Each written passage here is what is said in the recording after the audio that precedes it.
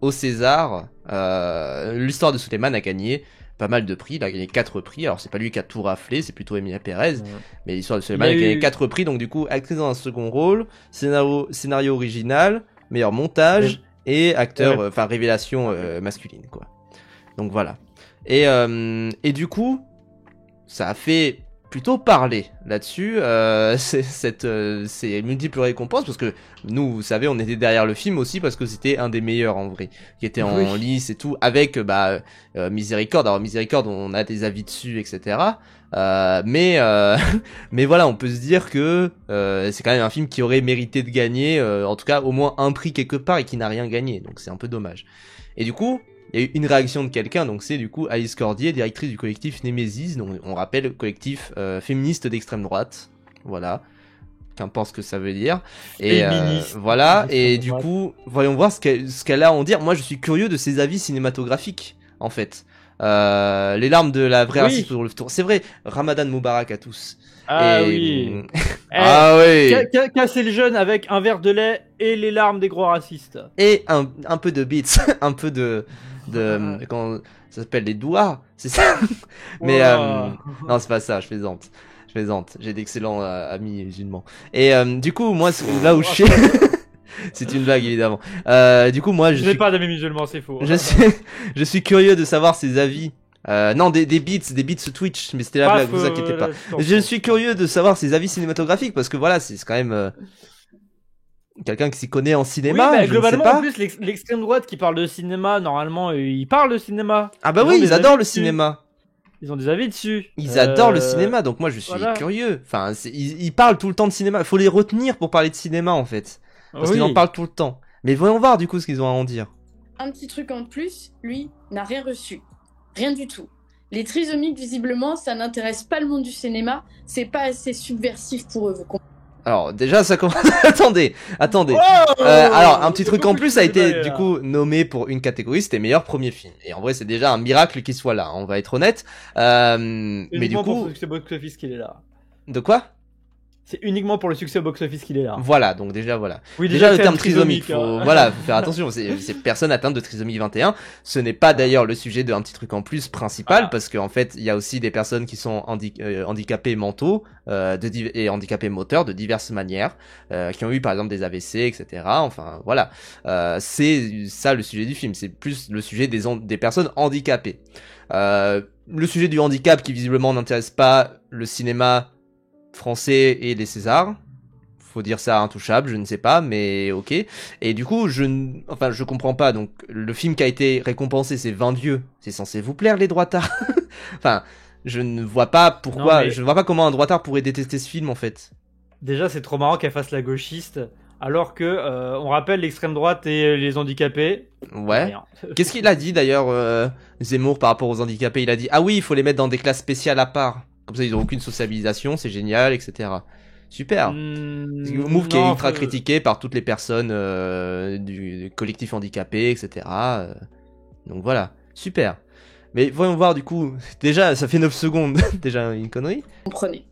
Non, non. En revanche, ce Non, qui puis a même tout- pareil, subversif, en mode tout est censé être subversif. Il y a quel film est subversif dans la sélection? Oui. Déjà moi Genre je suis curieux. Emilia Pérez est subversif parce qu'il y a une personne trans? Ouais. Non, Et que c'est c'est au une belle Mexique, histoire je sais pas, de c'est une de histoire classique. gangster, de rédemption. Il y a aucun film, enfin tu sais, un film subversif pour moi c'est du Pasolini. Tu vois, là c'est subversif, Oui, on peut ou le même dire. Gaspard Noé, tu vois. Voilà. Titane, des trucs du genre. Les Haneke.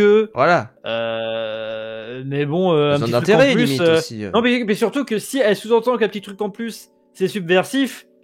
Ok, une comédie populaire C'est- qui rassemble, Ouais. qui a fait le plus d'entrées en France, c'est censé être subversif du coup. Qui Enfin, parle de handicap comme c'est quoi, c'est le 7e jour, je crois aussi, qui avait aussi qui avait été cité notamment par Artus en mode quand on parle de trisomie et de handicap mental, en fait on parle du 7e jour mais c'était il y a 20 ans, tu vois, donc des trucs du genre. Et oui, As méchante, avec un bon rôle de, enfin un bon, oui, bon on jeu l'a vu, d'acteur on de en Artus qui a se donne bien. on en a parlé le 8e jour, pardon, le 8e jour de Jacob van der Mile, je crois. Ouais. Mais voilà, hors norme également, oui, tout à fait. Enfin, il y a du Beaucoup sujet de- comme ça et ça peut être autant des films.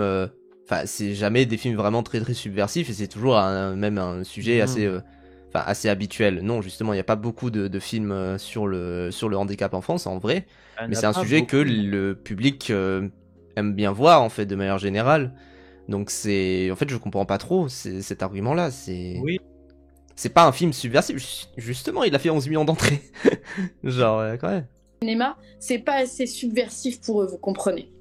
Non, non, en revanche, ce qui a plu à l'élite de l'art, à nos petites actrices en talent Chanel, c'est l'histoire de Suleiman. Tenez-vous bien, vous ne vous y attendiez évidemment pas. Nous sommes tous surpris de découvrir que le film narrant l'histoire d'un migrant fraîchement arrivé qui essaie de se débrouiller en France a reçu 4 Césars. Bah moi, je suis un peu surpris en vrai, parce que généralement, ce genre de film, il est un peu boudé. Enfin, historiquement, dans les Césars, il est généralement plutôt boudé, ce genre de film-là.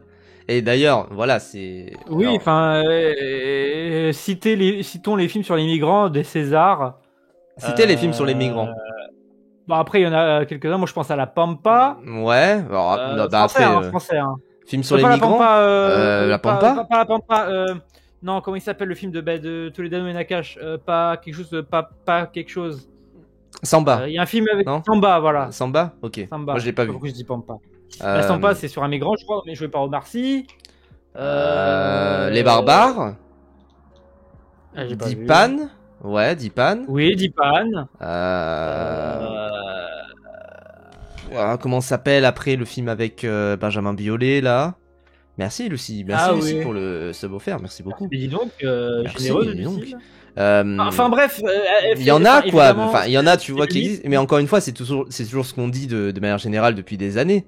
C'est que en soi, les films sur les migrants dans le cinéma français, il y a toute la droite qui dit il y en a 13 à la douzaine. La vérité, il y en a, allez, 5 par an max sur 300 films qu'on produit, et qui souvent sont des sujets un peu de côté, etc. Enfin voilà, merci à Ils sont même un peu boudés par la gauche en mode oui bon, encore un film comme ça, pas terrible. Oui. Parce que aussi, c'est aussi les bons films, parce qu'ils sont évidemment ils font une image mentale de la gauche, etc. En mode c'est des bons films parce que ça parle de ce sujet-là. Mais surtout déjà que en mode de cinéma français, il y en a 2 par semaine qui sortent, c'est faux. Mais encore moins qui sont représentés et surreprésentés et qui ont beaucoup de récompenses au César. C'est ça. Donc c'est ça. Merde. Et encore Dipan sur des migrants sri-lankais, genre pas non plus la plus grosse communauté. Bah oui, enfin après on va pas faire l'argument de savoir quelle est la communauté. C'est des basanés. Oui, voilà. C'est déjà trop. C'est ça, c'est déjà pour eux c'est du pareil au même, tu vois. Donc, oui, pour eux c'est migrants. Les seuls migrants qui comptent c'est les blancs, parce que aussi il faut rappeler que c'est des suprémacistes blancs ces gens-là. Oui, bien sûr. Donc des Italiens, c'est pas grave. À l'époque là, les cordialistes à l'époque, genre en 1920, etc. Ceux qu'ils avaient envie de tuer, c'était les Italiens, les Roumains, les Portugais. Ils sont pas assez blancs, etc. Mais maintenant qu'ils sont blancs, etc. et que c'est accepté, ben maintenant c'est quoi? C'est les musulmans, tu vois. Bon après on va pas demander en 40-50 ce qu'ils aimaient pas, hein. Voilà, bien sûr. Ça aurait été moi, ça aurait été des gens dans le chat, voilà quoi. Donc voilà, maintenant c'est les musulmans et les arabes globalement même, hein. C'est les arabes. Voilà. Mais voyons voir qu'est-ce qu'elle a dans son grand crâne à nous partager. Vraiment, on ne l'avait pas vu venir. On l'avait pas vu tout court en fait, c'est déjà un signal. Enfin... On l'avait pas vu tout court puisque le film n'a cumulé que 600 000 entrées. Et là, quand même, faut se calmer un petit peu. Erreur. Quelle erreur stratégique. Elle a raté le QTE.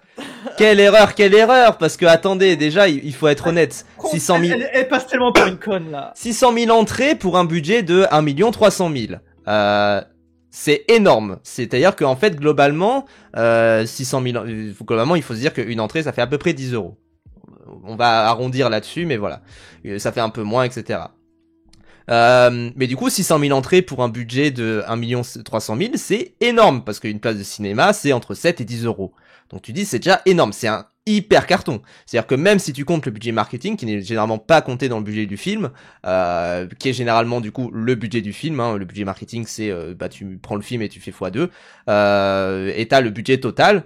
Ça là-dessus c'est un super carton, parce que le film a rapporté minimum 4 millions pour un budget total et en tout et pour tout de 2 500 000. Donc c'est un carton, ça fait des rentrées de bénéfices pour le cinéma français de manière générale. Mais surtout là où je me questionne... De quoi?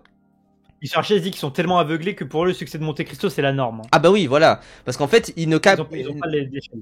les gens ne captent pas que, en fait, un gros succès au cinéma, c'est selon ton budget. C'est-à-dire que l'histoire de Suleiman ne pouvait pas faire, il aurait pu, mais il pouvait pas faire non plus 15 millions d'entrées. Genre vraiment, c'est-à-dire que c'est pas non plus dans ses cordes. Et le succès, par exemple, de Fou de Artus, c'était un succès surprise. Personne ne l'avait personne ne l'avait attendu, tu vois. Alors que généralement, les grosses comédies, on va pouvoir tabler dessus, on va pouvoir se dire bon bah allez, on met à balle de marketing, etc.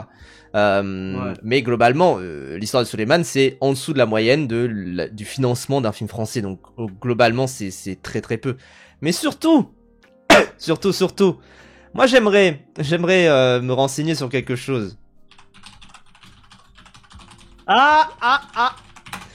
J'aimerais me renseigner sur un truc, c'est que quand même, ça nous avait vendu par exemple que Vaincre ou Mourir, ça avait fait un gros carton au cinéma. Oui, et ça avait... cinéma que les Français veulent voir. Voilà, et ça nous avait dit quand même c'est un gros succès, etc.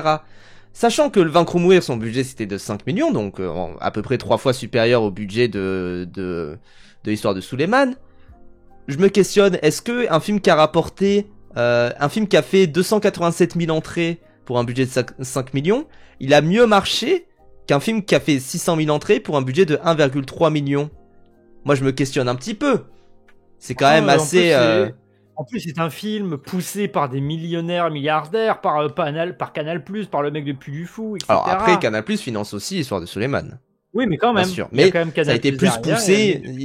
Parce que Canal+, ils ont financé l'histoire de Suleiman juste parce qu'ils ont des quotas à remplir pour financer des films. Donc ils s'en foutent et voilà. Mais c'est vrai que Vaincre ou Mourir, ils ont plus promu le film en tout cas. Mais du coup, ce que tu voulais dire, pardon. Et aussi, rappel, tu sais, c'est trop marrant. Ça veut se parler de cinéma et ça fait. On n'a pas entendu parler de ce film dont tout le monde parlait à l'époque de sa sortie. Vraiment, c'est-à-dire que ça a été un petit événement, vraiment. Enfin, oui. ça a été un film qui a beaucoup fait parler de lui, mais tout comme par exemple 20 Dieux, même si 20 Dieux a fait quasiment le double de chiffres, c'est quand même un film qui a fait plutôt parler de lui. Donc si tu veux parler de cinéma, il faut quand même se renseigner un petit peu avant d'en parler. Oui. Genre, et du coup, ça montre aussi leur démarche que de tapines constamment, qui ne savent pas de quoi ils parlent, ils n'ont aucune culture. Quand il y a un film sur un noir, qui est, parce que c'est ça qu'ils voient, hein, ils voient pas le côté, ils voient un film sur un noir, un migrant, quoi. Là, ils commencent à avoir le front qui grelotte, là, qui grossit déjà. Et voilà, qui grossit, qui est en mode. Ils découvrent le film et en fait, ils ne savent pas de quoi ils parlent. Et puis succès égale bon film, bien évidemment. Ah bah bien sûr, ça, voilà, c'est d'autres considérations aussi. Hein. C'est de se dire que... Oh, attends, là, il y a deux sujets qui s'entrecroisent dans sa petite tête, là. Voilà, son crâne, là, c'est ça. No gros front shaming, c'est vrai, on ne shame pas les si, gros elle mérite, c'est bon. Non, quand même, on ne shame pas. Moi, je n'utilise pas les armes de l'ennemi. Voilà. Mais... c'est vrai que c'est pas sympa de se moquer de son immense front, immense de raciste. Là. C'est pas sympa, vous savez, moi, non, j'ai pas d'excellent... Non. J'aime bien Code Lyoko. Et donc voilà, je vais pas non plus critiquer Alice Cordier. Oui. Voilà. Megamind, c'est un bon film. Donc bon, voilà, c'est ça. Ça me la rend attachante. Attachante, voilà. Je dirais pas ça. Quoi. Mais voilà, mais en tout cas, voyons voir la suite. C'est vraiment un flop. Un flop, carrément. C'est un flop. Alors un flop, les gens, c'est en dessous de 100 000 entrées. Généralement, en dessous de 100 000 entrées, ça dépend du budget, évidemment. On peut considérer ça comme un flop. Ah non, un film qui fait 200 000 entrées, selon son budget, encore une fois, c'est plutôt... Encore une fois, d'ailleurs, c'est vrai, voilà, on le précise, hein, Vaincre ou Mourir, c'était pas un échec, hein. Ça, on peut avoir la bonne foi de le dire. Vaincre ou Mourir, 287 000 entrées, c'est pas un échec. C'est juste que si tu dis que 600 000 entrées, pour toi, c'est un échec, bah, qu'est-ce que c'est 287 000 entrées? Non, mais ils ont aucune échelle de valeur, ils ne savent pas de quoi ils parlent. Et ce qui est déprimant, c'est qu'en fait, ils s'adressent à des convaincus, enfin, comme tout le monde en vrai, mais là, c'est vraiment oui, 600 000 personnes en a rien à foutre du film. Oui, c'est pour ça qu'en vrai, le film, il est partout. Sur Radio Courtoisie, la chaîne de Henri Delescq, on rappelle. Hein. En fait, ce qui est fascinant, c'est que l'extrême droite prête toujours ses vices aux autres. Ils voient les films comme des tracts idéologiques de gauche, car c'est leur seul moyen de rapport à l'art, à ses mises au monde. C'est vrai. Faut oublier que le cinéaste n'est pas connu, donc c'est d'autant plus un succès. Bah oui, avec que des acteurs quasiment, enfin, un acteur principal dont c'est un des premiers rôles. Son premier rôle qui est inspiré de sa vie, etc. Donc c'est voilà. La révélation masculine de l'année a été remportée par l'acteur principal qui lui-même est un migrant sous OQTF, la famille de Philippine appréciera. Ça veut rien dire. Hein. Attends, t'as entendu ça dinguerie? La révélation quoi, là masculine de l'année a été remportée par l'acteur principal, qui lui-même est un migrant sous OQTF. La famille de Philippine appréciera. C'est une folie de dire ça premier degré, genre vraiment. Enfin bref, déjà oui, tu fais bien de le rappeler, OQTF ça veut rien dire, c'est-à-dire qu'il y a plein de gens, et notamment c'est l'OFPRA qu'on voit à la fin de Suleiman, où en fait il y a des queues ultra longues, et en fait être sous OQTF, en fait tu peux le contester, mais factuellement physiquement tu ne peux pas, on va dire, il y a un peu ce côté-là. Donc c'est pour ça que ça ne veut rien dire en soi. Et puis aussi là, en étant un gauchiste, des personnes migrantes ou en situation pas stable dans une société raciste, voilà, avec Big Retailleau qui réussit à être pire que Darmanin, bon, ça veut pas dire grand chose, quoi. Elle a raison, c'est comme fichier F. Oui.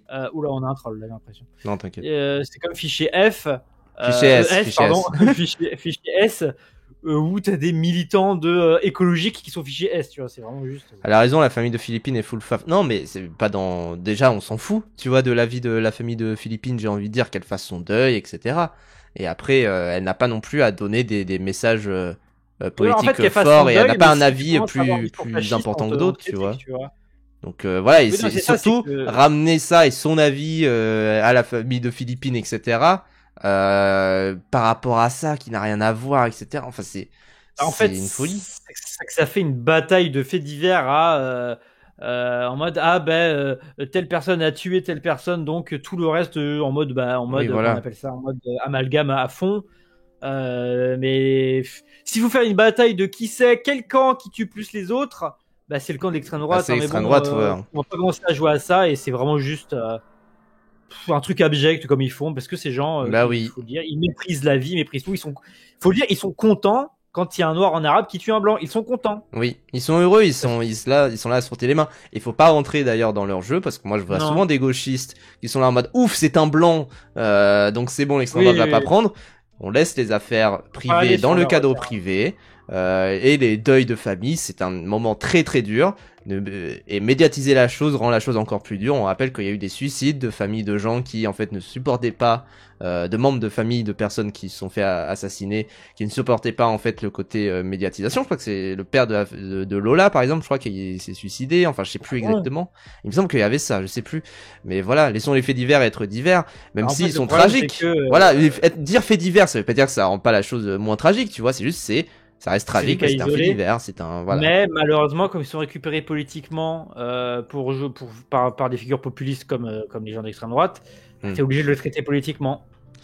Voilà. C'est ça qui rend le truc plus abject, mais bon, t'es obligé. Tu rentres un peu dans leur jeu, donc. Et puis au bout d'un moment aussi, quand c'est utilisé, enfin, je pense à la femme d'un policier qui se fait buter, qui avait fait tout un discours à la télé, elle a prononcé un discours fasciste à la télé, et au bout d'un moment, on est au-delà du cadre du deuil, tu fais un discours politique, on te répond politiquement, et faut ramener ça à la faut ramener ça en fait à de la contextualisation, de la remise en contexte, de la remise en question aussi de ce qui est prononcé, et voilà quoi, parce que après on va sur une chose où les victimes légitimes, c'est les blancs de droite, extrême droite, qui vont dire que c'est la faute des Arabes, et par exemple la mère de Naël n'a pas son mot à dire, et elle a mal élevé son fils, et il méritait de se prendre une balle dans la tête. Oui voilà, donc c'est ce côté de poids de mesure qui est vraiment d'autant plus désastreux, et encore une fois moi c'est vraiment ce côté là qui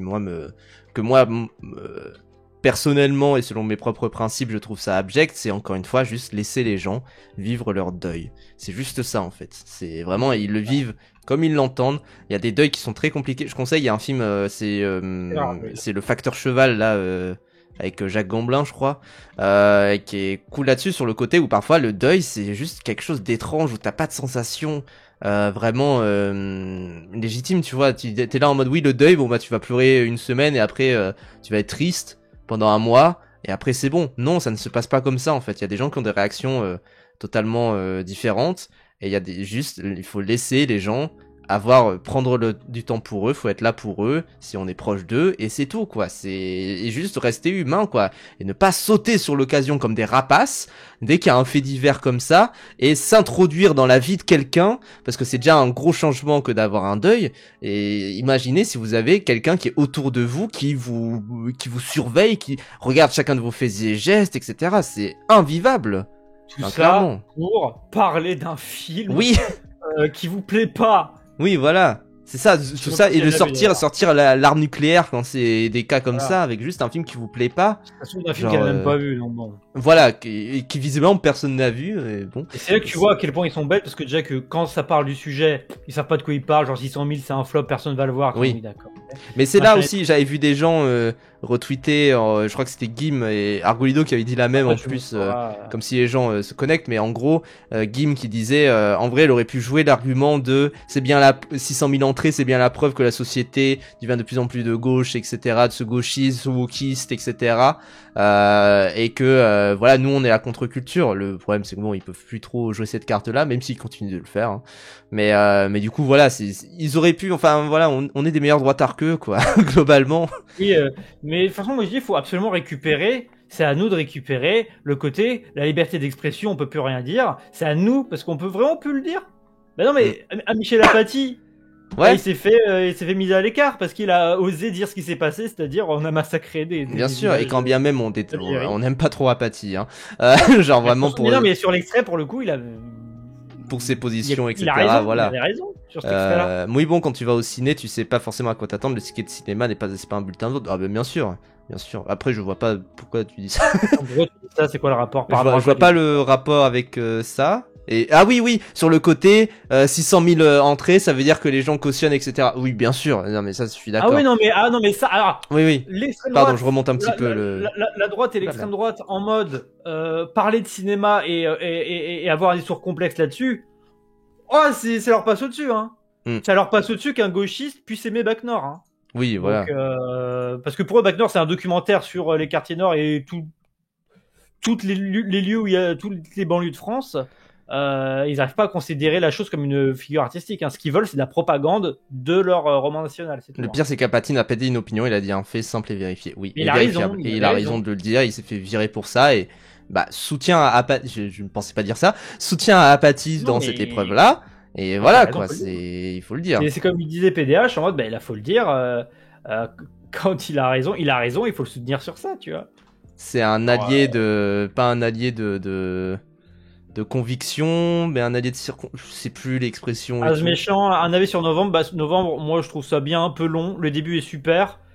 J'aime bien la fin où c'est vraiment les flics qui sont des cons, mais novembre c'est pas fou non plus. Je préfère Bac Nord, en vrai.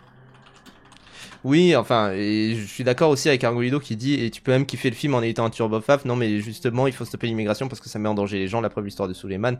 Ou même tu peux dire, oui mais Suleiman, lui c'est un bon, mais moi je me bats contre l'immigration massive et les gens qui profitent des allocs ou des trucs du genre parce que lui c'est un travailleur et c'est pas la même chose, tout ça. Enfin c'est des arguments des droitards classiques, hein, c'est de dire oui l'histoire de Suleiman ça m'a touché parce que c'est son histoire à lui, et Abou Sangaré je le garde entre guillemets, mais les autres ça se voit que c'est pas des bonnes personnes, etc. Voilà. Et c'est là que tu vois quand même qu'ils sont tellement partout dans les médias qu'ils sont faits. En fait, ils ont même plus de discours à dire. Ils ont juste à dire il y a des noirs, c'est pas bien, machin et tout, les woke, les gauchistes, et voilà. Il y a plus de. Il y a même pas de côté un peu malin et tout. Ils ont juste à dérouler leur truc et ils sont bêtes et ils disent que de la merde et. Pardon, c'est le commentaire en mode frère de condition, mais pas de condition. Mais bref, oui, j'ai compris du coup. Mais du coup, frère de conviction, mais pas de condition, j'imagine, pour Apathy. Mais en tout cas, pas frère d'immense front là. Déjà. Et là où je voulais en venir aussi, c'est on est d'accord, elle lit son texte qu'elle a préparé à l'avance, qui est sur son Mac à côté ou un truc du genre. Genre c'est ridicule. Du mal, elle a tapé 5 lignes, elle est contente. Elle a marqué en gras cité Philippines. Oui, vraiment. Et c'est-à-dire que même tu le vois parce que quand il y a la meuf qui dit que personne n'a vu, elle est un peu en mode oui que 600 000 entrées que personne n'a vu, genre c'est une folie. Si personne n'a vu, pourquoi tu paniques alors? De dériver comme ça et tout. Enfin bref. Merci ChatGPT. Mais oui. Je dis pas ça moi. Il a juste des tweets de poissons sur son PC. la famille de Alors, les Philippine lolicons. appréciera. Le film a remporté également le César du scénario original, ouais, très original, ça c'est sûr. Le César de la... Elle est trop conne. Oh non mais désolé, mais il y a bien, non mais il y a forcément, je suis désolé, il y a même, je pense même Destination Ciné se dit non, quelle conne. Non, mais faut pas dire ça. Tu vois, genre, comme nous, on fait des critiques à gauche, tu vois, je pense qu'en vrai, Ouais. à droite, ils sont solides, tu vois, mais, alors, du coup, il faut expliquer. Oui. Scénario Alors, les gens, original, scénario original- ça ne rentre pas dans la catégorie que de dire que c'est le scénario le plus original, etc. Non. Quand bien même, voilà, on va en rediscuter après parce que j'ai vu un peu la suite, donc voilà. C'est qu'en fait, il y a deux catégories pour les scénarios. Il y a le scénario, donc, original qui a été créé pour le film. Et il y a le scénario adapté, ou la meilleure adaptation, je sais plus exactement l'intitulé. C'est juste pour séparer. Un fait. Voilà, c'est-à-dire que qu'il y a des scénarios où en fait il y a des gens, ils se sont posés devant un PC, devant je sais pas, une machine à écrire, quelque chose du genre, une feuille, et quand même Loulou, attention, attends, Loulou, juste délai, dans voilà. Dans l'idée, on est ensemble. Mais, Frère de conviction, frère de condition, mais pas de fond, pas de forme, voilà, c'est Voilà. Mais du coup, ce que je veux dire, c'est qu'il y a des gens, ils sont posés devant leur PC, leur Mac, leur machine à écrire, une feuille de papier, je ne sais pas. Et ils ont commencé à écrire un scénario en se disant, je vais le faire pour le cinéma. Et c'est pour ça que c'est un scénario original. Anatomie d'une chute, c'est un scénario original. Voilà. Mais le Comte de Monte Cristo est un scénario adapté. Oppenheimer est une adaptation, puisque c'est une adaptation, alors à la fois de la vie de Oppenheimer, mais aussi d'un bouquin sur la vie d'Oppenheimer. Voilà. Et c'est là qu'aussi que des fois il y a des petites subtilités, où des fois ça peut être une adaptation très très libre. Voilà. Par exemple, Roméo et Juliette. C'est ton exemple. C'est une adaptation très très libre de Roméo et Juliette, parce que c'est un mythe fondateur de la du théâtre, quoi, et machin. Ah mais je m'attends à ça, Ed. Meilleur second rôle alors que c'est le 3e film qu'elle fait, c'est bizarre. Vraiment. Meilleur second rôle alors qu'il y a plus de 2 rôles. C'est comme nous. Tout à l'heure on regardait les Pégases et il y avait meilleur premier jeu et moi j'étais en mode bah non, ces jeux ils sont récents et le premier jeu c'est genre il y a 10 ans au moins. Non mais c'est là et c'est pour ça que je ne comprends pas quand tu prépares un entretien, etc. Même l'extrême droite, même la droite, il y en a quand même qui savent un peu comment marche le cinéma à minima. Ah oui, quand même. Ils se ridiculisent. Au moins ça. Et tous ceux qui bouffent ce discours-là, désolé, ils méritent un mépris. Au bout d'un moment, faut assumer, on les méprise, ces fils de pute. Genre, c'est quelqu'un qui disait un si gros crâne, pourquoi? Tu sais, c'est le logo DVD qui va à d'autres à gauche. Et à chaque fois, ça change. À chaque fois que ça cogne un bord, ça met très long à cogner le bord et ça change. Donc, Philippine, ouf, c'est quoi ce front national? Non, mais de toute façon, oui, effectivement. Le front est extrêmement national. Après, voilà, encore une fois, soutien à ceux qui ont des grands fronts et quand même des bonnes idées. Voilà. Voilà, on soutient pas les gros racistes. Attention. Meilleur film étranger alors que le film français il est mexicain. Bah non. Bah oui. Respect à tous les fronts. Respect surtout au front de gauche. Voilà, les fronts de gauche, ça on peut le dire. Et soutien à Emmanuel Bompard. Non mais le whipping. Et du coup, voilà, attends de voir la suite. L'actrice secondaire, ça c'est quand même pas mal. Original, ça c'est sûr. Le César de l'actrice secondaire. Alors non, attends, mais je voulais revenir sur le fait de dire, parce que effectivement, voilà, là on plaisante, etc. Je pense que ce qu'elle voulait dire, c'est que le scénario, on l'a vu et revu. Tu vois, quelque chose du genre. Et moi, je suis en mode, d'accord, cite-moi un film sur un livreur Uber. C'est vrai. Genre, où c'est le sujet principal, où c'est le sujet où tu suis quelqu'un qui est un livreur Uber, qui est, voilà, il y a des films, je sais pas, il y a Coursier avec Michael Youn, voilà, mais c'est, voilà, allez, le film Death Stranding sera un film sur un livreur. Pour l'instant, il n'est pas encore sorti. Le film le plus proche de ce que pourrait capter l'histoire de Suleiman, c'est Un plein temps avec leur Calami, de je sais plus quel réalisateur, qui parle d'une meuf qui vit elle a besoin de faire beaucoup de trajets en voiture pour travailler à son hôtel à Paris, et du coup ça joue beaucoup sur la montre, le temps contre la montre, etc., que le livreur Uber. Mais c'est très différent. Et aussi attention là, pour son immense intelligence, on va dire qu'un scénario original, en fait le scénario c'est complexe. Et donc, c'est comment tu rythmes les séquences, comment tu joues avec le ton, les rythmes. Et par exemple, l'histoire de Suleiman, un truc qui fait qu'il mérite, pour moi, il mérite, en termes de scénario, c'est tous les jeux avec les pauses, les moments de pause, de flottement. Par exemple, c'est que le moment où il galère avec les bicyclettes, il attend juste une commande. Tu le vois beaucoup attendre Suleiman. Et là, juste, t'as une livreuse qui lui propose un bonbon. et oh, il propose un moment, et la scène dure un peu. Ouais. Et c'est là, t'es en mode, oh, c'est frais. Et après, il lui arrive une autre galère. Et après, Comment ça joue en fait, encore une fois, avec voilà, tout c'est ça. ça. C'est vrai, Le voleur de bicyclette, c'était un de mes films préférés, c'est un film sur un livreur, techniquement. Après, c'est pas le sujet principal du film. Non, tu c'est vois. sur un couleur d'affiche. Ah oui, pardon, c'est un couleur d'affiche, oui, c'est vrai. Après, oui, voilà, oui, c'est vrai. Et il est à vélo, mais c'est pour ça que ça y fait penser. Mais parce que Oui. dans Suleiman, il est à vélo aussi. Et mais du coup, voilà, c'est de toute manière, ça c'est un truc que tu apprends vraiment sur, je crois, mon premier cours d'histoire du cinéma, c'est on a tout fait. On a tout fait en termes de scénario, on a fait déjà plus ou moins tout, tu vois, plus ou moins tout niveau structure, Tout est niveau dans les détails, machin. en fait. Et en fait, c'est des détails, c'est des circonstances, c'est des assemblements, c'est la manière dont tu joues avec ton spectateur qui va faire que le scénario sera plus ou moins bon et Oui. plus ou moins Et original aux yeux des gens, parce que moi voilà, l'histoire de Suleiman, j'ai pas trouvé ça non plus, tu sais, je me suis dit effectivement le scénario est original. Après j'ai déjà vu ce genre de structure, etc., ce truc contre la montre, tout ça, où je me dis bon, ok. Et du coup voilà, alors le cinéma est mort, non, justement parce que tu réinventes constamment. Et après, en fait, c'est non, des et puis- réflexions internes que tu peux avoir à se dire oui, bon, d'accord, enfin, ok, Et pourquoi aussi, pas. ce qui fait les films, c'est le contexte dans lequel il est produit. Et bah, pour le coup, à moins de deviner le futur, bah, tu sais pas genre Anatomie d'une chute, est-ce qu'il aurait pu se produire il y a 10-15 ans? On sait pas. Et Ouais. c'est le fruit aussi de s'inspirer d'autres films de toute l'histoire du cinéma. Voilà. Et j'ai aussi envie d'être pragmatique. C'est une industrie, il y a des gens qui bossent, c'est le métier de plein de gens.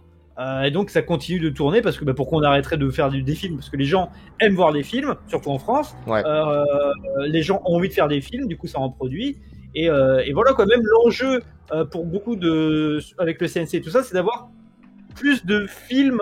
Plus de Arrive par exemple diversité genre, et de manière de voir les choses. Genre Anatomie d'une chute, je trouve c'est une autre manière de voir le cinéma. Donc, clairement. Et aussi, on est tous différents. Il y a l'immense panel de spectateurs, tous différents de différents Oui. âges, et on redécouvre les choses et ce genre de choses. Enfin, je sais que moi, j'ai été très touché par la bicyclette. Ça se trouve, si j'avais plus de culture et plus de référentiels sur Oui, du si tu cinéma, serais dit j'ai déjà vu ça. je sais pas si j'ai déjà vu. Moi, c'est un film qui a quand même beaucoup touché parce que chaque Ouais. film, vu une expérience très personnelle, c'est compliqué de dire j'ai déjà vu cette expérience très personnelle et très particulière de ces deux mecs-là. Oui. C'est un peu différent, mais j'ai pas été habitué à avoir des grandes discussions. J'ai vu quoi? J'ai vu ça chez Kiarostami, qui m'a beaucoup touché, notamment Le goût de la cerise ou Like Someone in Love. J'ai vu ça. J'ai pas vu ça tant que ça, donc j'ai pas. Du coup, ça m'a beaucoup touché. Mais peut-être si j'étais un habitué de Romer et tout ça et un grand client de ça, peut-être j'aurais eu une vision différente. Mais c'est pour ça aussi que c'est cool que ça continue d'exister et que tout ne mérite pas d'être un grand film qui révolutionne le cinéma, parce que si tout est révolution, il n'y a plus de révolution. Oui. Et Une révolution, c'est faire un tour sur soi, donc c'est revenir au départ. Et... non, mais surtout C'est que une phrase de si Médine. tout est génial et tout est incroyable, rien ne l'est. Et Si tout le monde est super, personne ne l'est. C'est dans Les Indestructibles.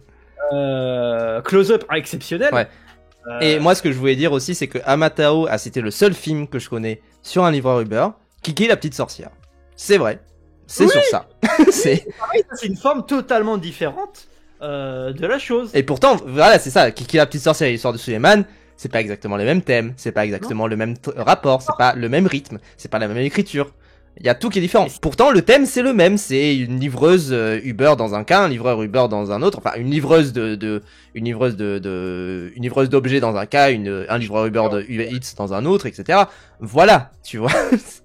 Écoute de Sean Baker. Mais voilà, et puis c'est là que tu vois qu'aussi le cinéma est tellement large qu'on peut pas avoir toutes les références. Et aussi, on peut découvrir des choses. C'est là où je voulais arriver avec mon truc sur la bicyclette et le cinéma un peu plus avec des grandes discussions ou juste c'est des discussions qui priment, ce genre de choses. C'est que ça te fait découvrir des nouveaux trucs, tout simplement. Tout à fait.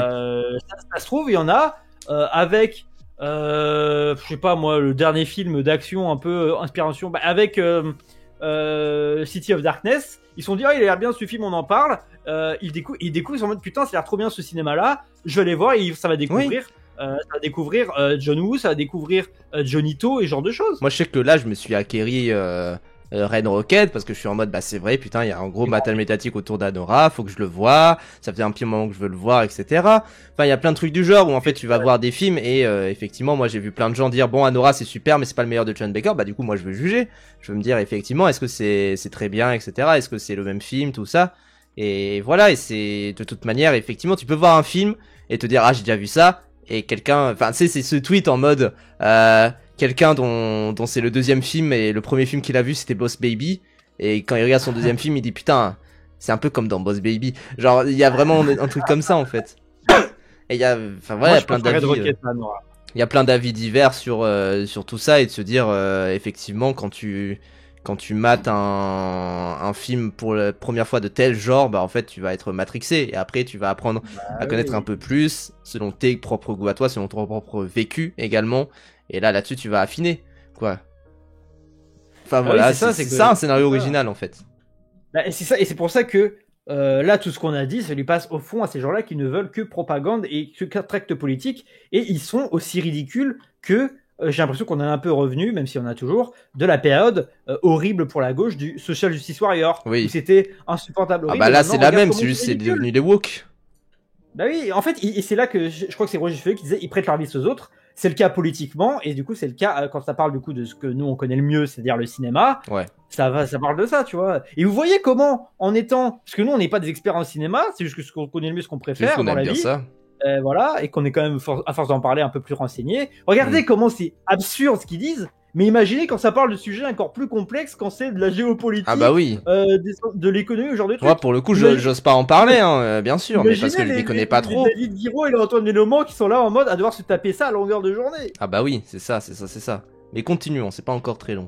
L'actrice secondaire, ça c'est quand même pas mal, puisque celle-ci n'apparaît littéralement que 11 secondes dans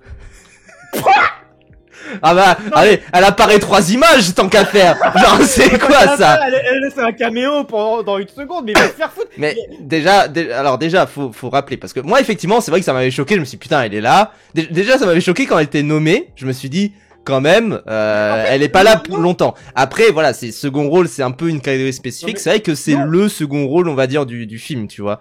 Et quand même, il y a ce truc où je me suis dit, quand même, elle apparaît pas longtemps. Et là, tu m'as rappelé un truc, c'est que la fin, en fait, elle dure 20 minutes. Elle paraît très rapide, en fait, je me souviens, quand je l'ai vue en salle, je me suis dit, quand même, elle apparaît pas longtemps. Et en fait, la scène de fin dure 20-25 minutes, un truc du genre. Et elle est présente, au moins un tiers, donc, en fait, elle est quand même assez présente. Elle est au moins présente une dizaine ou onzaine de minutes, je sais pas.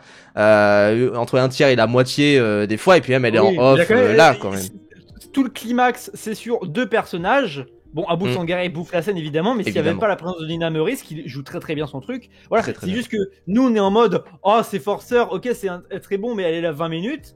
C'est un film de 2 heures 1h30 Non, 1h30. Ouais, voilà. C'est un quart du film un peu en vrai.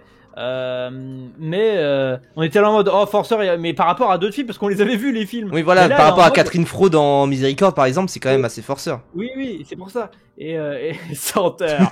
Et après je pense que Mister HS pour être de bonne foi, je pense qu'elle confond seconde et minute, mais même là c'est au moins vérifier, au moins vérifier ce que tu dis, c'est quand même une folie. Et même, tu sais, tu percutes pas, tu te dis quand même, second rôle, elle apparaît que 11 secondes, tu te percutes pas. Oui, faut voir après, mais surtout qu'elle dit littéralement, tu sais, c'est comme, il y en avait un sur Instagram qui dit, ouais, objectivement, ce film est à chier. Je suis en mode, c'est pas parce que tu dis objectivement avant, que c'est vrai, hein. déjà. Mais par contre, objectivement, son immense front. Non! Arrête! Il y a rien dedans. Non, je me moquerais de elle.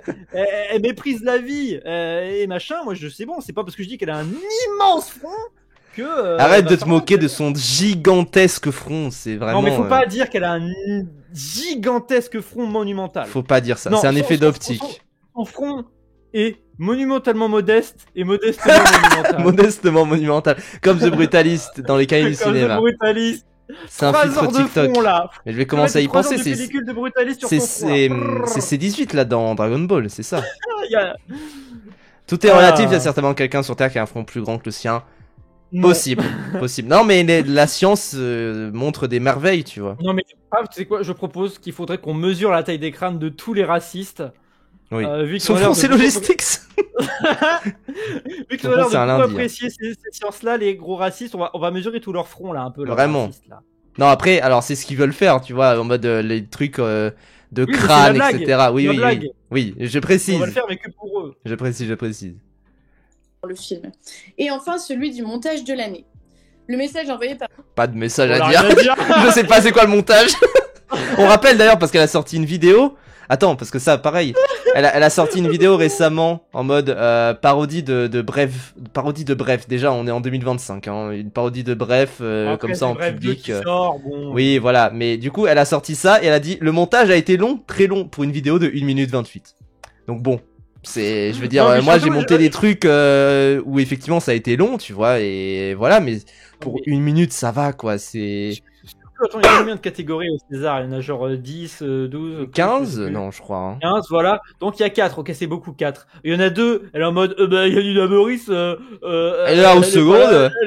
Le montage, je sais pas quoi dire. Donc finalement, t'as que 2 trucs où t'as quelque chose à dire, c'est original, c'est pas très original. Ouais. Et voilà, le seul truc que t'as à dire, et l'autre, il est sous OQTF. En bout, sans regarder, il est sous OQTF. Peut-être que justement, il joue bien, il joue très très bien, vu que c'est un personnage qui est là tout le long du film. Que justement, il est super bien dans le rôle en fait. Et que voilà quoi. Parce que là, c'était des arguments des droitards pour défendre Polanski, en mode oui justement, mais quel autre justement c'est un monstre donc il sait super bien mettre en avant les monstres, etc. Là bizarrement ça passe pas. Bizarrement je pense qu'en fait je pense pas qu'elle a vu le film. 19 sans les courts-métrages, ah oui. Ah oui c'est vrai. Bah et puis du coup il y a comme une odeur de ça parle pas de cinéma du coup. Bah oui ça parle pas des performances en fait. C'est quand même. Mais bon. Elle en parle pas plus que ça non plus. Hein. Mais du coup, voyons voir la suite. Le jury des Césars est assez fort. Ce n'est pas le goût du public qui compte. Si vous... Oui, c'est le goût des professionnels de la profession. C'est une critique qu'on peut se faire. C'est pas du populisme, c'est vraiment juste c'est les goûts de la profession. On peut le critiquer. Nous on le critique, hein. On a critiqué ouvertement les décisions, etc. à certains endroits. Oui. On a même critiqué les nominations, le fait que certains ne soient pas nommés, etc. C'est quand même une caste de professionnels, tu vois, qui en soi sont entre eux, tu vois. Temps de voir les films en plus, donc c'est... Voilà. Et la profession de public actuelle, mais oui, bah oui. C'est pas ce qu'elle dit, elle parle de grand public en mode... Voilà, elle parle de la population, les Français m'ont dit que... Les Français m'ont dit que Suleiman ne méritait pas de gagner. Oui, voilà, c'est ça. Et ben dans ce cas, les Français n'auraient pas fait 600 000 au box-office, qui est un bon... qui est un très bon score, hein. On rappelle, ça fait 1% de la population quand même. c'est pas rien. Cumuler des millions de vues, ce n'est pas vous qui serez récompensé. C'est un peu comme... Des millions de vues. Hein. Oui, parce que c'est pas le principe. Et là, on revient sur le discours de la droite de il faut que le cinéma soit rentable et que ça fasse le plus de chiffres. C'est pas comme ça qu'on considère le cinéma. C'est pas comme ça que le cinéma est pensé. Le cinéma est pensé pour permettre à des auteurs et des films d'émerger et de continuer avec le cercle vertueux, qui n'est pas financé par les impôts, hein, qui est financé avec les coucou Muffin Mason. Par les taxes, etc. Voilà, par les billets de cinéma. Donc, si tu ne veux pas financer le cinéma, tu ne vas pas au cinéma. Tu ne vas pas au cinéma et c'est plié. Et Boris Lushkin, c'est son genre 6e, 7e film, c'est son plus gros succès. Ouais. Donc, au 4e film, je sais plus. Enfin, bref, c'est pas son. C'est un succès sur la longueur et tout. En plus, en mode la prochaine de droite, t'as adoré un petit truc en plus. Mais oui, sachant qu'un petit truc en plus, ils aiment pas Artus parce qu'il est gay. Genre, il est bi, je sais pas, un truc du genre. Je crois qu'il avait dit, j'ai déjà couché avec des hommes, etc. Enfin, voilà. Okay. Ça servirait à quoi une cérémonie qui prend les chiffres du box-office pour faire un classement, un classement sérieux? Un classement. Oui, c'est pour ça, pendant un temps, il y avait le César du public. Et en fait, ça l'a décerné tout le temps au plus gros film. Ok. Bah oui, ça fait quoi de nommer le truc. Mais, et puis surtout, j'ai envie de te dire, après moi, c'est mon avis là-dessus, après ça se débat. Moi je comprends que ça dérange, mais je suis en mode justement si c'est un public différent de ce que représente la majorité des habitants de France qui jugent un truc, c'est intéressant. Moi justement c'est ce que je trouve intéressant. Alors on peut critiquer, puis il y a aussi le côté un peu en mode les gens ils ont pas le temps de voir les films. Et il faudrait mettre un peu plus, surtout pour les grandes cérémonies comme les Césars, mettre un peu plus de journalistes, de gens qui ont le temps de voir les films, dont c'est le métier de là-dedans, parce que je crois qu'il n'y a pas les journalistes et les chroniqueurs, et ce genre de trucs. Ouais, il y a pas, c'est vraiment l'académie, donc c'est un truc en fait où c'est payant et c'est des professionnels très approuvés, tu vois, du milieu. Il y a ce côté-là. Ça pourrait être sympa d'avoir un truc un peu plus cohérent sur tout le milieu des métiers autour du cinéma. Mais justement, et je trouve que c'est un truc bêtement populiste. Et ça se voit avec ce qu'il a dit au début en mode ils ont pas récompensé un petit truc en plus, regardez je défends votre film les gens là. Oui. Et pour dire c'est vraiment les bobos qui sont déconnectés de la réalité. Ma pauvre, toi aussi t'es déconnecté pour estimer que 600 000 c'est un flop. Bah oui. Donc, bah oui, tu es déconnecté de ton propre peuple. Ça qui est fou. Mais bref, continuons. Fort, ce n'est pas le goût du public qui compte. Si vous cumulez des millions de vues, ce n'est pas vous qui serez récompensé. C'est un peu comme ce qu'on voit avec C8 en fait. La chaîne cumule des millions de vues. Elle a un succès extraordinaire, mais c'est pas le public qui choisit. S'il faut la maintenir, c'est 9 petits commissaires en costume gris, comme dirait Pascal Praud. Wow. On rappelle, parce que en plus j'ai eu ce débat là au taf. l'Arcom n'a pas fait fermer C8. L'Arcom a enlevé la fréquence de diffusion de C8 sur la TNT gratuite. Ça aurait totalement pu être dans des bouquets sur d'autres chaînes avec des rapports avec des opérateurs, etc. C'est tout. Vraiment. Enfin, César, je comprends pas, je sais pas. Bah oui. Non, mais surtout, t'es en mode, ok, les Césars, faut que ça soit. Du coup, on va récompenser le film qui a plus marché dans chaque catégorie. Bon, un petit truc en plus. Meilleur montage, meilleure interprétation, meilleure révélation, meilleur premier film, meilleur film. Je me rappelle, attends, il faut que je retrouve ce tweet-là. Et aussi, on n'a pas dit, mais ces cérémoniales, bon après, en général, c'est pas trop le cas, hein, mais ça peut permettre d'apporter de la lumière sur des films. Putain, j'ai plus le tweet, c'était le tweet, alors pour ceux qui savent, le tweet en mode César de merde, là, en mode si on donnait les récompenses à chaque fois au film qui avait fait le plus d'entrées, César, entrée... Argolido, je suis d'accord. Si elle va au César, faut qu'elle se mette au dernier rang, sinon les gens vont bien voir, c'est vrai. C'est vrai. Mais moi, c'est ça qui me questionne, c'est qu'en gros, il y avait un tweet, putain, il faut que je retrouve ce tweet-là. Il y avait un tweet en mode si on donnait, si on récompensait le film qui avait fait le plus d'entrées à chaque fois, et c'est genre, tu sais, il y avait 3 fois qu'est-ce qu'on a fait au bon Dieu. Il y avait Adieu les cons un moment qui à la limite, bah c'est lui qui a gagné finalement, donc tant mieux. Enfin, il y a plein de trucs comme ça, mais en soi, bon. Mais du coup, moi, ça c'était l'avant-goût là. Parce que là, oula. Donc du coup, alors, Pâté Info, on a déjà relayé ces tweets par endroit. C'est un compte, visiblement, tenu par des étudiants en ciné. Ils ont dit ça en mode, il y avait quelqu'un qui répondait en mode, bah, vous y connaissez rien, etc. Et ça dit, on est étudiant en ciné. Super. Nous, on est sortis d'étudiants en ciné. Donc, on est diplômés en cinéma.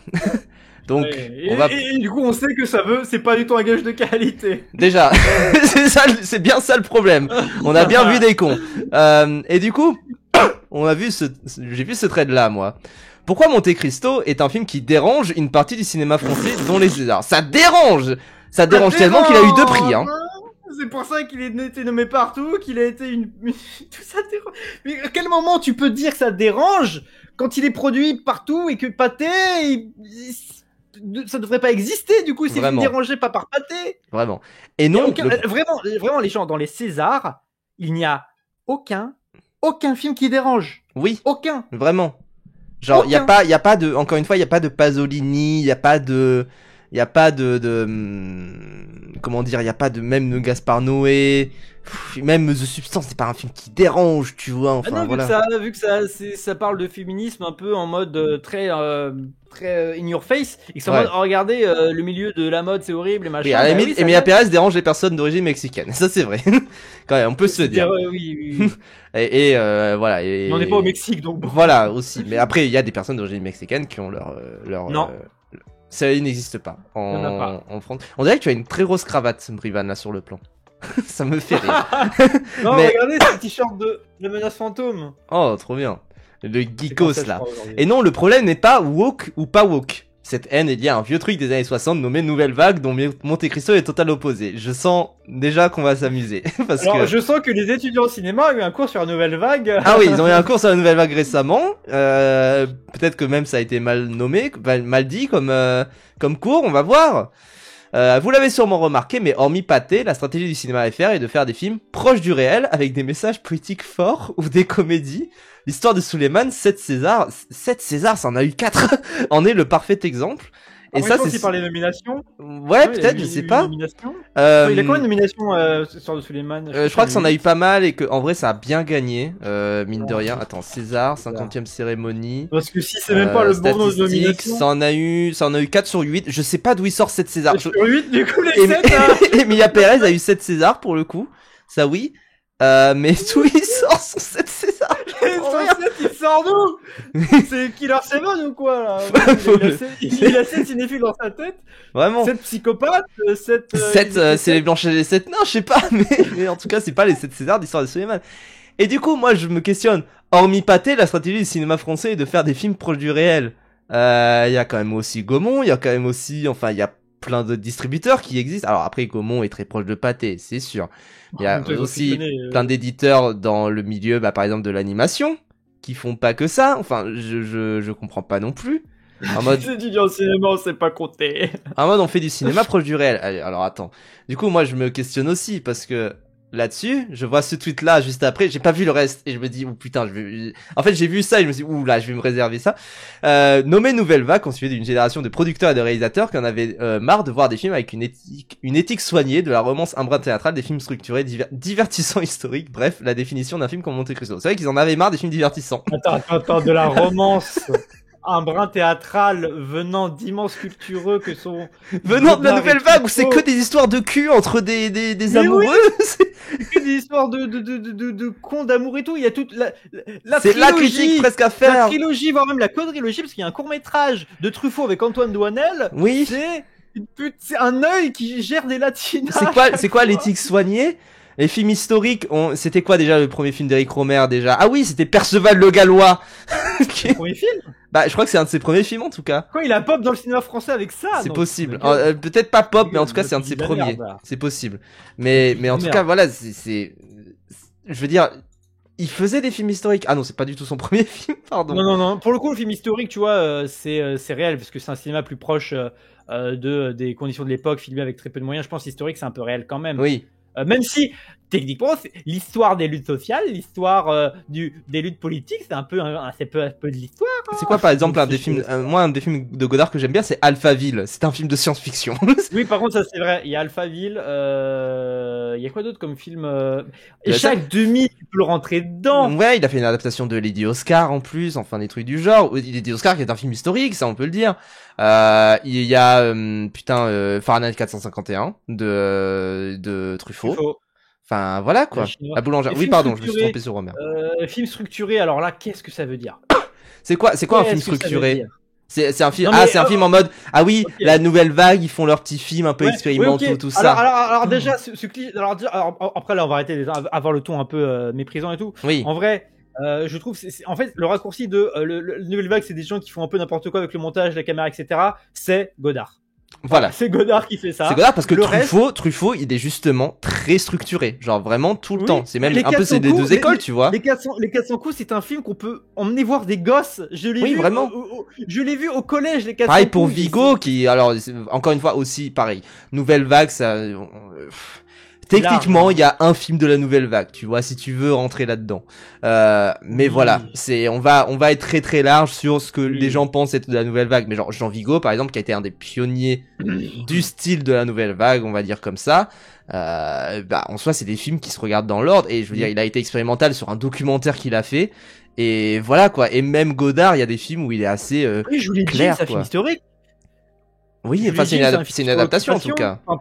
C'est un film pendant la Première Guerre mondiale, Jules Jim. Bah ouais. Donc oui, c'est ça. En plus, il y a tout ce qu'il dit. Ouais, c'est ça. C'est un film structuré, romance. À propos de Nice, c'est Thaïs Roi de l'eau, c'est vrai. Pareil, Agnès Varda, Cléo de 5 à 7, qui est un des films plus connus de Nouvelle Vague. Même ses docus, enfin je veux dire le docu là, Visage Village, bon après c'est pas elle qui les réalise je crois, mais surtout que c'est vraiment pas l'époque. Oui, c'est pas du tout, c'est plus tard, c'est sûr. Elle a fait des docus quasiment tout le temps en même temps que ses films de fiction. Elle a fait Black Panther, ce genre de truc. Pareil, divertissant. L'ancien Black Panther, pas le nouveau. Oui, ça s'appelle Black Panther sur le mouvement politique Black Panther. Donc divertissant, ça pareil. Là, ça veut rien dire divertissant en tant que tel. Moi. Les films d'Abbas Kiarostami, ça me divertit. Oui, alors que c'est souvent parfois tu pourrais dire que c'est chiant quoi. Alors que le goût de la cerise, c'est pour le coup, c'est pour ça que j'aime pas l'expression champ contre champ. Champ de la cerise, c'est champ contre champ voiture. Champ contre champ voiture, champ contre champ voiture. Donc et pourtant c'est un film qui est sublime. Enfin, que je trouve sublime. Donc mais voilà, enfin c'est encore une fois, c'est quoi être divertissant? Enfin, c'est quoi un film divertissant? Ça dépend de chacun, tu vois. Donc bon, déjà je vois ce tweet, je me dis oula, de désastre. Et j'ai pas vu la suite. Ça, en fait, tu vois, c'est sûr que c'est quelqu'un qui est pas, je sais pas s'il est anti-Nouvelle Vague, mais qui a pas très bien compris le truc et qui a des idées sur ce qu'est le cinéma assez arrêté et qui est pas ouvert à la chose. Sur ce qu'est la Nouvelle Vague. Et c'est normal. Je veux dire, quand j'étais étudiant en cinéma, moi, l'image que j'avais de la Nouvelle Vague, c'était ça, hein. Genre vraiment. Oui, pareil. Et puis en fait, après, on a vu le cinéma de la Nouvelle Vague. En fait, c'est intéressant. Godard, c'est pas ce que je préfère, mais c'est intéressant. Il y a des films enfin, moi, j'aime beaucoup Varda et Truffaut. J'aime moins Godard. Je sais pas si j'aime Rohmer parce que j'ai pas beaucoup vu de lui, mais voilà. Pareil, Rohmer, ça va être plutôt structuré aussi. Je vais faire d'ailleurs un petit sondage, mais vous êtes plutôt team Godard ou team Truffaut? Parce que c'est un peu, voilà, les deux teams qui s'affrontent. Et je vais faire une catégorie m'en fous. Alors qu'en vrai, c'est Agnès Varda qui est meilleure d'entre tous. Déjà. mais oui, pareil, Varda, c'est vrai que putain, Varda, tu regardes ses films. Et ouais, Jacques Demy, pareil, tu regardes ses films. Alors après, est-ce que Jacques Demy est dans les Nouvelle Vague? Ah, voilà, tout ça, tu vois. Mais bon, enfin, bref, continuons. Aujourd'hui, une majorité du cinéma français suit les idéaux de la Nouvelle Vague et la tradition du mouvement qui se voulait paradoxalement anti-tradition. Oh là là là là là. Alors attends. Cuisine. Attends. La tradition du mouvement. Alors, je vois. Alors, est-ce qu'il parle de. Ah, du mouvement de la Nouvelle Vague. Ok, oui, je comprenais pas. Je croyais que c'était le mouvement du cinéma, etc. Ok. Mais j'aime bien, tu sais comment il a joué avec les mots. La tradition du mouvement, et c'est paradoxal vu que c'est anti-tradition. Non, c'est pas ça veut rien dire tradition. Pas du tout, justement, c'est des plus grands bandeurs en plus, voilà, ça aussi, la Nouvelle Vague, ça a été vu comme on fait table rase du passé. Pas du tout. Genre, vraiment, ils invitaient Fritz Lang, ils invitaient des grands réals ricains, etc., qu'ils admiraient. C'était dynamiter le cinéma français en faisant quasiment, enfin je sais plus si c'est Truffaut ou Godard qui disait, c'était un peu même parodique où dès qu'il y avait un truc qui se faisait, on faisait l'inverse. Oui. C'est vraiment ça, mais c'est sur le cinéma actuel, c'est comme si c'était Godard là surtout, ouais. Mais pareil, le nouvel Hollywood, c'est quoi? C'est vraiment bon, on a marre des trucs de studio, des grandes fresques historiques, on va tourner dans le réel, on va tourner caméra à épaule, dans les vrais décors, sur des scénarios réalistes avec des anti-héros, et ça fait la French, ça fait le film avec Dustin Hoffman là, qui est incroyable. Dustin Hoffman. Les hommes du président. Mais non, Nouvel Hollywood avec dans le bus. Le lauréat, pardon. Le lauréat, qui est génial et tout ça où c'est vraiment, vas-y, on y va et on est inspiré par la Nouvelle Vague, mais aussi par des films de Yves Boisset ou ce genre de trucs, tu vois. Oui, voilà. Et en fait, t'as plein de, justement, genre, attendez, Truffaut, c'est quoi son premier fait d'armes quand il était encore critique? Je vais le sortir. Oui, c'est des immenses intellectuels. Bandeurs de vieux cinéma et de littérature, hein. C'est qui a fait ça? Genre vraiment. Encore une fois, c'est des bandeurs du cinéma hollywoodien et qui se disaient c'est dommage, en France on n'a pas trop ça, on a une culture un peu trop. Non. C'est pas une question hollywoodienne, c'est dommage. En fait, c'est du monde entier, en vrai. C'est aussi du cinéma allemand, c'est aussi plein de trucs. Oui. Je crois que c'est eux qui ont amené le cinéma de Satyajit Ray, genre de choses. Mais de toute façon, au Cannes, globalement. Oui. Mais t'as aussi ce truc où ils voulaient parler des problématiques actuelles, donc les luttes de gauche, extrême gauche, les mai 68 et tout ce que tu veux, la libération sexuelle, des mœurs, une nouvelle mentalité et d'autres personnes qui incarnent vraiment la jeunesse, qui soient pas des gens choisis par des vieux à l'époque. Et c'est vraiment quelque chose qui est très contextuel. C'est pas en mode on va faire table rase du passé comme tu dis. Oui, voilà. Et du coup, là, Pathé relance des films comme Monte Cristo. Autrement dit, le plus ancien groupe de cinéma au monde a décidé de s'opposer totalement à une partie du cinéma français en relançant ce genre de grosses productions qui ne menacent pourtant pas les petits films, puisque ces grosses productions de Pathé concurrencent de nouveau les blockbusters hollywoodiens et non les autres films. Alors, on a toujours produit des blockbusters en France. Genre vraiment. Enfin, Luc Besson a existé pendant très longtemps, avec sa propre boîte de prod, etc. Je veux dire, t'as aussi... qui est anglais, Poisson. Pareil, Le Pacte des Loups, tu vois, qui a été un gros film à son époque. Enfin, on a toujours eu, c'est juste que là, il y a eu une baisse à cause d'un événement qui était le Covid-19, qui a fait que il y avait une petite baisse, etc. Mais bon, c'est pas non plus un truc en mode ça relance ça, c'est juste, oui, ils ont beaucoup marketé ça en mode on va faire des adaptations de Dumas qui seront très ambitieuses, etc. Et c'est tout, quoi. Vraiment. Mais surtout, en fait, le problème qu'il fait, c'est qu'en fait, il met tout en opposition. Oui. Les gars, il y a plein d'auteurs, c'est pour ça que même qu'on parle de la Nouvelle Vague, Blier... et Demi, etc. Blier dit, il faisait leurs trucs dans le coin et moi je faisais les miens, tu vois. Et il y a plein d'auteurs qui émergeaient, il y a du cinéma très classique qui sortait aussi et qui était très bien pendant la Nouvelle Vague. En fait, ça coexistait, c'est juste que ça a fait parler à l'époque, mais. Oui. Enfin, je veux dire, en fait, ça crée une guerre qui n'existe pas. Puis vu qu'il y a du CNC, du coup, le succès de Comte de Monte Cristo, ça va profiter au film plus héritier de la Nouvelle Vague, même si des films vraiment héritiers directs de la Nouvelle Vague, il y en a c'est plus trop le cas. Enfin, c'est plus le délire, c'est plus la méta. Enfin, Ouais, et puis globalement, enfin vraiment les héritiers de la nouvelle vague, tu sais, il y en a quelques-uns, mais en vrai c'est plus des ricains que des Français d'ailleurs, c'est plus genre des James Gray oui. qui vont aller prendre dans la nouvelle vague de partout pour faire un peu leur propre film, et encore, genre, tu sais, Oui. ils disent ça, tu sais, est-ce que ça se voit vraiment dans leur On dit film? ça, bon, il y a des jump cuts dans le film, quoi. Oui, voilà, c'est ça. Oui, c'est ça, on est passé à autre chose, et globalement, en fait, on a bouffé de la nouvelle vague, et c'est normal. En fait, dès qu'on voit un film, dès qu'un réalisateur voit des films, il les bouffe, tu vois. La nouvelle vague, c'est pas inspiré du ciné Cassavetes, oui aussi. Alors après, ça a émergé en même temps. Ouais, voilà, ça a émergé en même temps. C'est comme le nouvel Hollywood et la nouvelle vague, globalement, ça a émergé quasiment en même temps. C'était un mouvement général dans le monde à ce moment-là, quoi. Il y a toujours eu un cinéma un peu plus underground ou un peu en décalé quasiment depuis le début, quoi. Oui, Tarantino aussi. Tarantino qui son nom de sa boîte de prod, elle s'appelle Bande à part et c'est le nom d'un film de Godard. Et d'ailleurs Godard l'a insulté de faquin à cause de ça. Mais alors que Bande à part est vraiment un film de merde. J'aime pas du tout Bande à part. J'aime pas du tout. Les seules scènes qui sont bien dans Bande à part, c'est celles que tout le monde a retenues. Tout le reste, c'est un film chiant à mourir. Alors attends, parce que je vois ça. Mais surtout, ces nouvelles productions ne sont pas comme les blockbusters US et ont une vraie identité.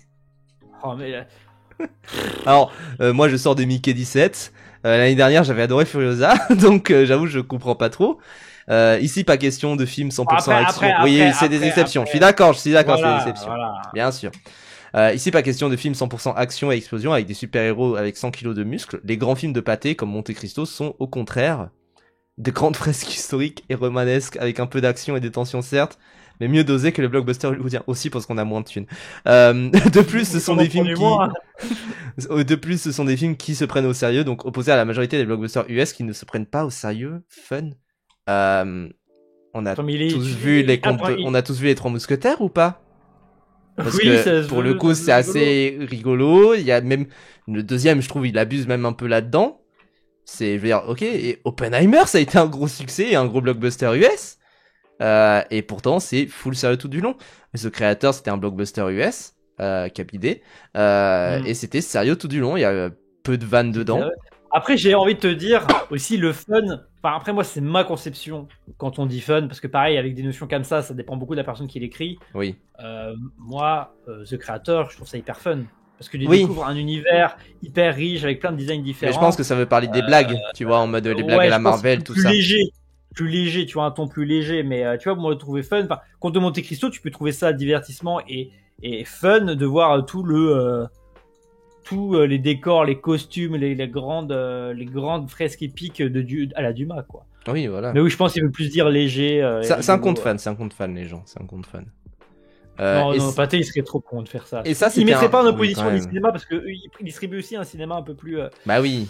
Ils diffusent des cinémas, ils vont pas dire allez pas voir nos films d'auteur à la con. Ils ont des billes partout. Enfin, ils ont des billes partout, je veux dire. Mais oui, enfin moi je suis en mode ok bon, c'est un peu différent. Bonnet blanc, blanc bonnet, tu vois, genre ça reste des blockbusters qui sont sympas.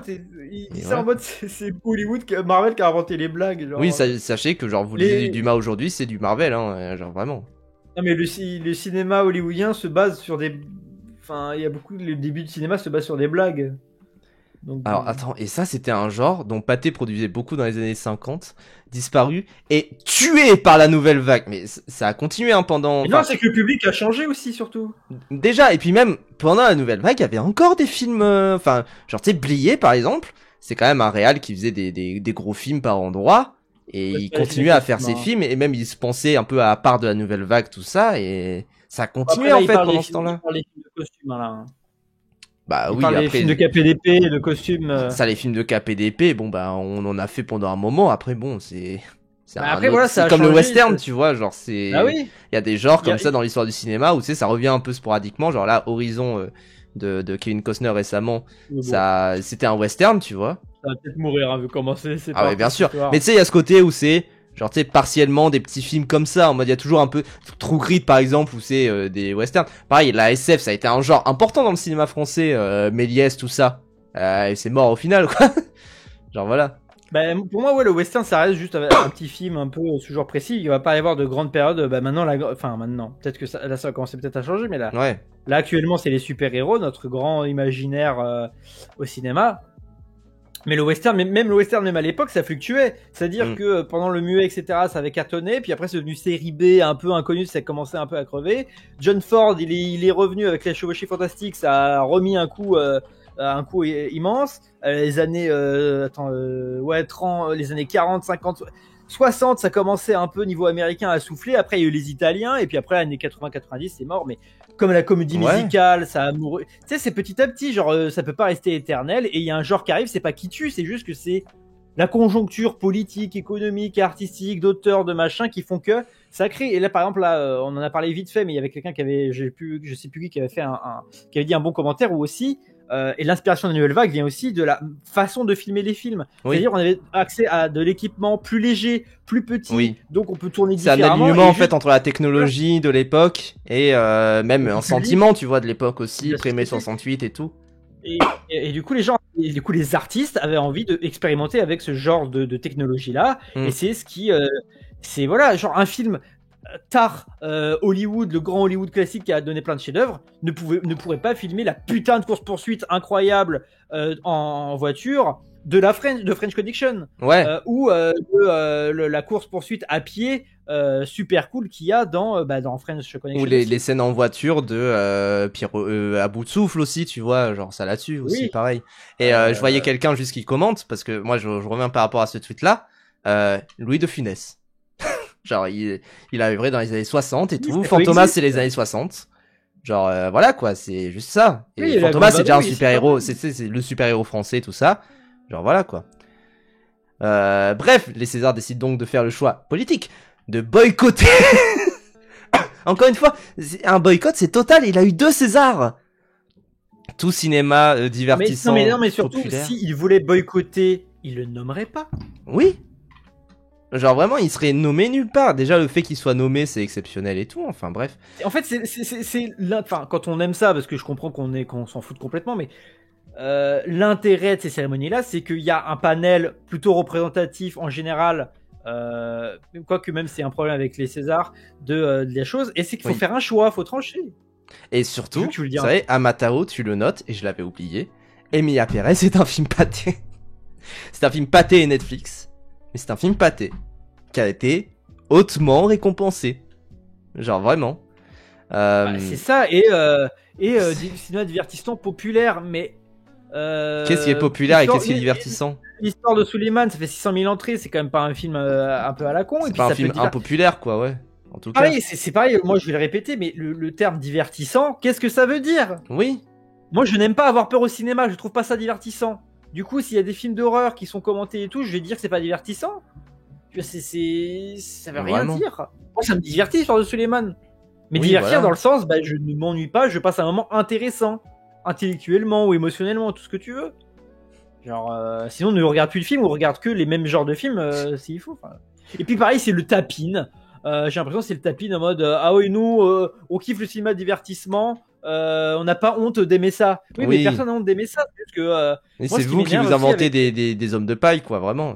Et ça, mais moi, ce qui m'énerve aussi, c'est que moi, j'ai écouté un podcast pareil que j'aime bien, mais pas de mecs un peu en mode pareil, de mecs qui ont grandi dans les années 80-90, qui sont là en mode oui, dans du John McTiernan, il y a beaucoup de cinéma, c'est un vrai auteur. Oui, je suis d'accord. Pour après enchaîner il y a plus de cinéma que ce qui est la majorité de films pseudo d'auteurs qui est produit tout le temps. Et je suis là en mode, mais pourquoi ne pas profiter de ces deux monstres en fait? Pourquoi mettre en opposition tout en fait? Arrêtez. Bien sûr. John McTiernan est un putain de réalisateur reconnu. D'ailleurs 1, d'ailleurs 3 sont excellents, et puis tout le reste, enfin, le 13e guerrier, tout ça c'est très bien. Pourquoi venir casser les couilles à d'autres films, sachant que quand on est cinéphile, on aime les deux en vrai.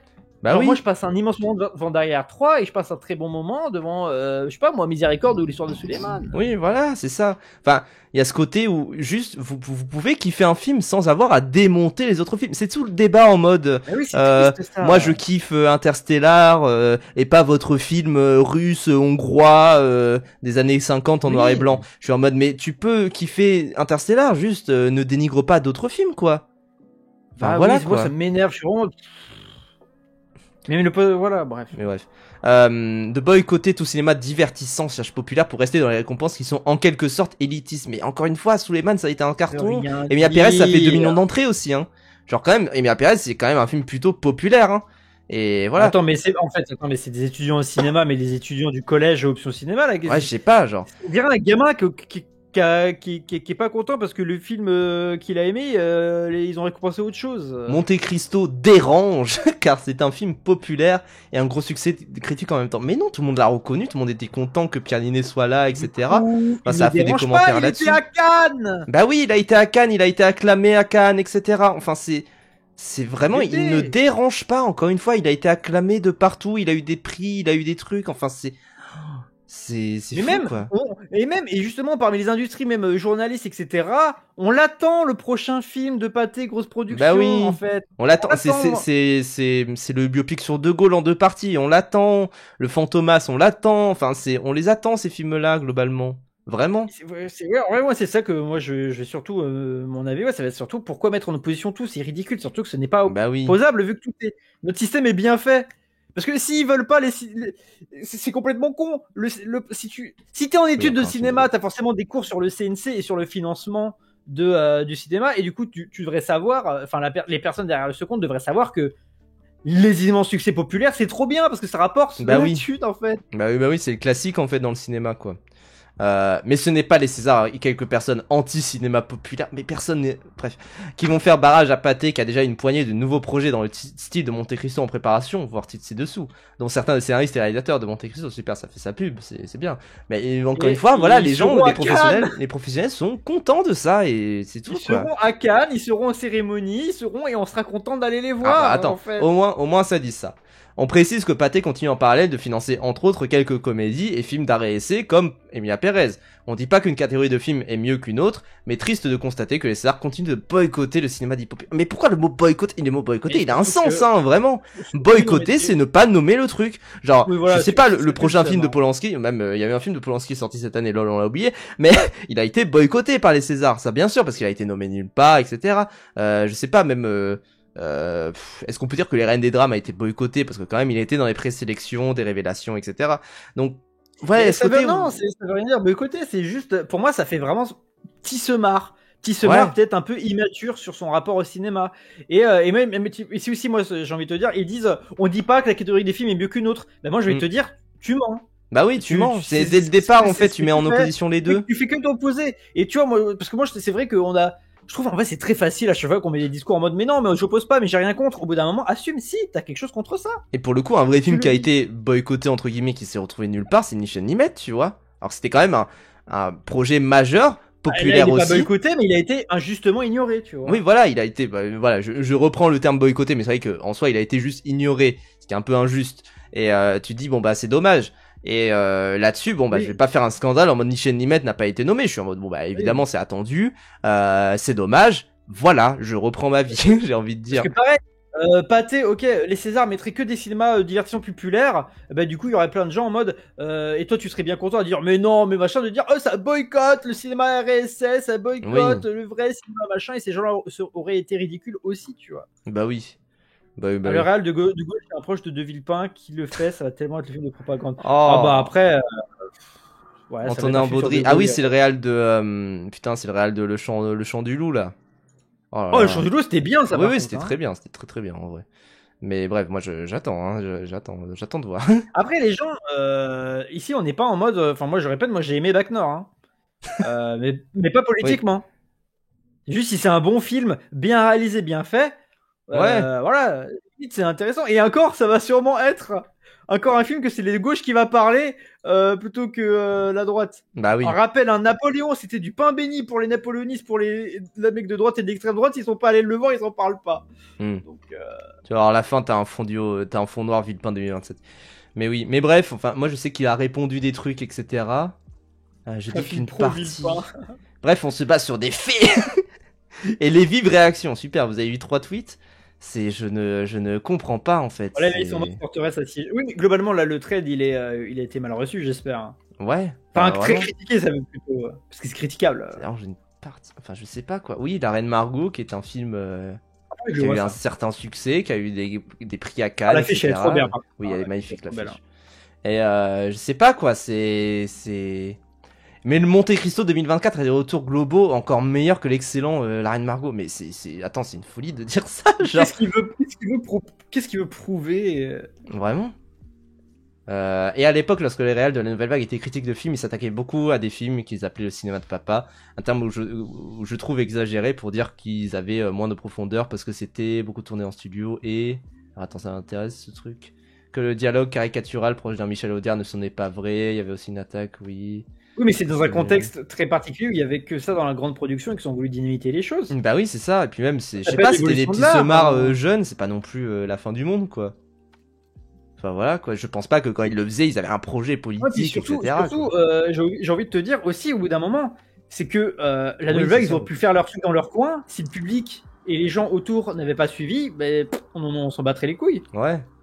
Tu vois, genre, tout n'est pas. Genre, autre exemple, le Dogme 95, bon, ils ont fait leur délire et après, c'est passé à autre chose. Ça a pas créé une nouvelle truc, une nouvelle façon révolutionnaire de filmer le cinéma et que tout le monde. La Nouvelle Vague, si, parce que, bah, en fait, il y avait une convergence des choses. Comme on l'a dit, qui viennent de changements politiques, de Changement mœurs. technologique, changement partout et tout.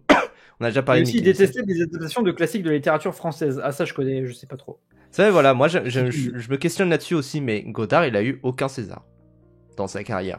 Ça existe depuis quand, les Césars? Depuis 50 ans. Donc quand même, il avait Si le c'est temps d'en 50 ans, avoir. c'est les années 70. Oui, mais il avait le temps d'en avoir, tu vois. Il y a ce côté-là aussi. Ne serait-ce Oui. qu'un truc, etc. Il a pas eu de... Après, oui, Truffaut a eu un record, ça c'est sûr. Mais moi, je vois ce tweet-là. Il avait pas dit qu'il refuserait... Oui, après, il a mis un César. Il a rendu un César. Il a donné un César d'honneur à Clint Eastwood à un moment.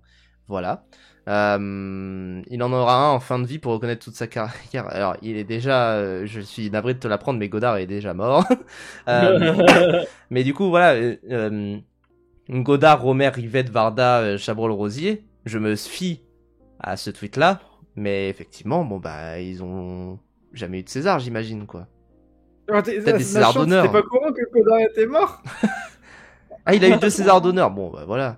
Mais Romer, il a que dalle. Allez, je suis mort, t'as appris la mort de Godard là sur ce Putain, les gars, Giscard, il est mort. Enfin, c'est... Ouais, c'est... Bref. Quel trade... Rip, le réalisateur de L'Exorciste. Hein. Friedkin, connard. Rip Friedkin. Mais bref, en tout cas, bon bah... Ah ouais, quel trade de con. Hein. Trade désastreux, hein, c'est... Et ça encore, terrible, c'est hein. vraiment l'opposition et les gens persuadés que leur cinéma qu'ils aiment, il est attaqué. Y a rien de mal à préférer ce cinéma-là, juste arrête d'être chiant avec le reste. Quoi. Oui, c'est juste enfin, c'est pas parce qu'il y a des gens qui sont méprisants que vous allez être méprisant en retour, quoi. Parce qu'encore une fois, Oui. c'est cette image sur Twitter où t'as un bouclier réfractant en mode tu traites quelqu'un de gros, par exemple, et en fait ça va toucher toutes les personnes grosses autour de ton entourage, etc. Donc bon. Enfin, Et puis aussi, voilà. j'ai envie de te dire, c'est pas aussi, et c'est là aussi que c'est nul aussi d'avoir cette vision de mise en opposition totale et que c'est une façon débile parce que du coup, le film n'est pas critiquable en tant que film. Parce que tu vas le critiquer en tant que chose populaire vis-à-vis des cinémas d'auteur. Et du coup, si je te dis que Conte de Monte Cristo, bon, la bataille de fin est pas terrible, un peu trop long, enfin, justement, trop compact, enfin, toutes les critiques qu'on a fait, le fait qu'on doit trop reconnaître l'acteur principal Pierre Ninet, et que du coup, le fait que c'est un mec où tu dois pas reconnaître son visage et que tu reconnais parfaitement Pierre Ninet. T'as plein de critiques à faire, en fait, niveau bail et tout. Et oui, voilà. juste là où je voulais en venir, c'est... il refuse, c'est chiant. Là où je voulais en venir quand même, puisqu'il y a aussi beaucoup de commentaires, je vois ça aussi. Force à Pâté Info qui subit ça pour en soi, genre juste c'est une mauvaise opinion, ou voilà, nous on en rigole. Après c'est pas la seule mauvaise opinion qu'il y a autour...